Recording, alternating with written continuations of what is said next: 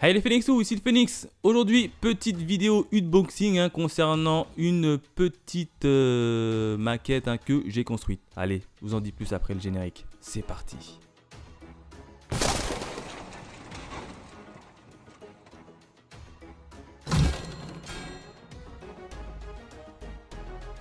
Alors on démarre avec le packaging qui est tout simplement magnifique, moi je le kiffe tout simplement. On peut voir quoi sur le packaging? Et bien tout simplement le navire en question de la marine côté gauche, et juste à droite on peut voir les trois admiraux principaux de la série. Alors on peut voir Akainu, Aokiji et Kizaru. J'adore vraiment ce packaging. Sur les côtés, comme d'hab, on a les différentes façons de pouvoir le monter, un peu comme dans la précédente vidéo. Alors pour ceux qui voudraient savoir, il s'agit du navire numéro 7. Alors oui, je les achète pas forcément dans l'ordre. En fait, si vous voulez, je préfère monter les maquettes en ordre de difficulté pour moi. J'avais commencé par le navire de Marshall D. Teach, qui était plutôt simple, et là je augmente un peu entre guillemets la difficulté avec ce magnifique navire.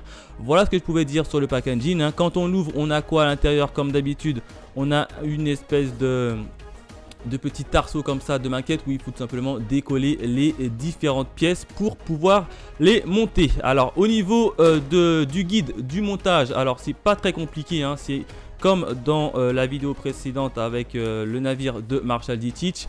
On a un petit fascicule de ce style là qui est tout simplement magnifique, alors qui est écrit tout en japonais, comme vous pouvez le voir ici. C'est bien du japonais, mais pas de panique pour ceux qui ne comprennent pas ou qui ne savent pas lire tout simplement le japonais comme moi. C'est fait sous forme de petits schémas qui est assez simple à suivre. Il suffit juste de suivre les différents schémas pour arriver juste à la fin. Donc ça c'est plutôt sympa. Maintenant passons à la partie que vous attendez tous. Il s'agit bien évidemment du navire de la marine. Allez, c'est parti.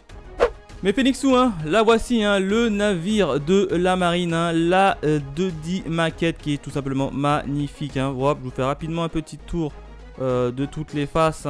Hop, sans pour le moment rentrer dans les détails, juste magnifique. J'adore vraiment ce navire. C'est d'ailleurs mon préféré pour le moment. Bon, après j'en ai que deux, donc voilà, mais en tout cas c'est mon préféré. Alors en termes de mesure, et notamment en termes de longueur, c'est-à-dire de derrière jusqu'à devant, le navire mesure pas loin de 9 cm. En termes de largeur cette fois-ci, c'est-à-dire du mât, puisque les mâts sont un peu plus grands que la structure de base, donc de là jusqu'à là, le navire mesure 13 cm, donc c'est quand même une belle maquette, faut pas se l'avouer. Et en termes de hauteur, c'est-à-dire du bas avec le sol compris, jusqu'en haut, au plus haut, le navire mesure 15 cm. Donc voilà à peu près les différentes mesures du navire. Maintenant on va rentrer un peu plus dans les détails. Hop, et je vais vous approcher tout simplement, et on va voir tout simplement le côté, les faces qui sont quasiment similaires. J'adore vraiment, regardez-moi ça. Ça ressemble vraiment à une espèce de bois là, la petite autocollante. J'adore vraiment. Et là on a le petit canon des familles de la série qui est juste magnifique. Et en plus de ça, les détails au milieu sont super bien faits. Hop, je sais pas si je peux vous le montrer. De l'autre côté aussi on a exactement la même chose. Je vais essayer de vous montrer un peu plus dans les détails. Hop, regardez, ça ce sont les escaliers. Alors on les voit pas forcément bien à cause du mât, mais ici là, hop, ce sont les escaliers avec les petits autocollants derrière. C'est juste magnifique, moi j'adore vraiment le design. En termes de mât, même les mâts ils sont magnifiques, regardez. Hop, avec écrit marine, juste magnifique. Et bien évidemment en haut il fallait bien évidemment leur drapeau de la marine. Hop, regardez-moi ça, juste magnifique, superbement bien collé. J'adore vraiment, c'est superbement bien fait. C'est l'une des maquettes que j'ai pris vraiment plaisir à la construire. Alors en termes de temps, personnellement pour cette maquette, j'ai mis un peu plus de temps que le précédent. Le précédent navire, j'ai dû mettre 5 heures. Celui-ci, pour le finir complètement, j'ai mis quasiment 9 heures à la faire. Hein. Donc c'est pas rien, hein, donc il faut vraiment avoir du temps pour le monter. Alors je l'ai pas fait d'une traite puisque ça c'était assez épuisant. Je l'ai fait en plusieurs fois, donc mais c'était plutôt sympa à construire. Alors petite particularité, c'est qu'il y a plusieurs façons de finition, un peu comme dans le précédent navire. Hein. Alors là j'ai opté moi pour le fameux socle des familles, hein, où j'ai juste à mettre là pour qu'il reste bien debout tout seul. Donc ça c'est plutôt sympa.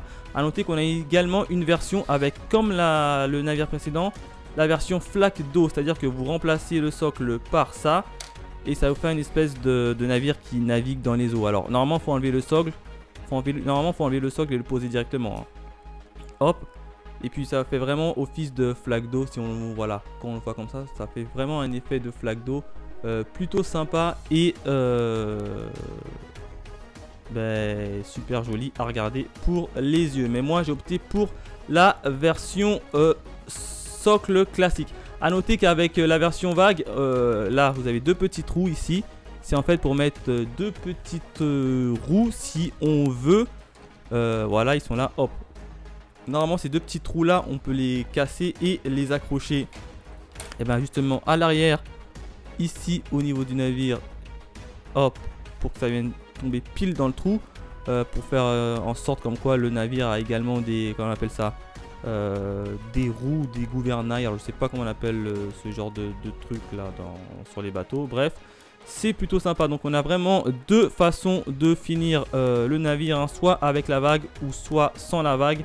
Moi personnellement je trouve beaucoup plus joli sans la vague, et à le poser comme ça sur un meuble, c'est tout aussi plaisant pour la vue. Voilà ce que je pouvais dire en termes de maquette de la marine. Un magnifique navire qui m'aura pris quand même pas mal de temps à la monter, mais juste magnifique. Alors je me suis juste un peu loupé ici, comme vous pouvez le voir. Je vais essayer de zoomer.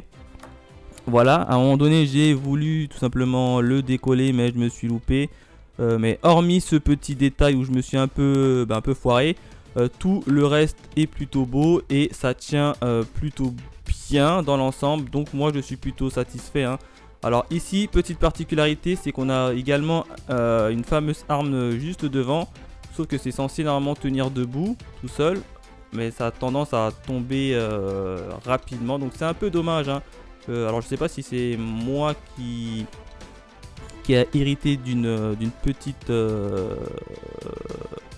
maquette pas forcément bien terminée, mais hormis ce petit détail là, dans l'ensemble moi je suis plutôt content d'avoir réussi à monter un navire un peu plus difficile que le précédent, hein, tout simplement. Et en plus c'est dans la collection One Piece, et comme vous le savez, One Piece c'est la vie. Voilà ce que je pouvais dire sur la 2D maquette, qui est tout simplement magnifique, hein. Je vous mettrai les informations dans la barre d'infos si j'en ai oublié. Bref, voilà ce que je pouvais dire. Quant à nous, je vous dis à très vite pour une nouvelle vidéo. Allez, bye mes Phoenixous.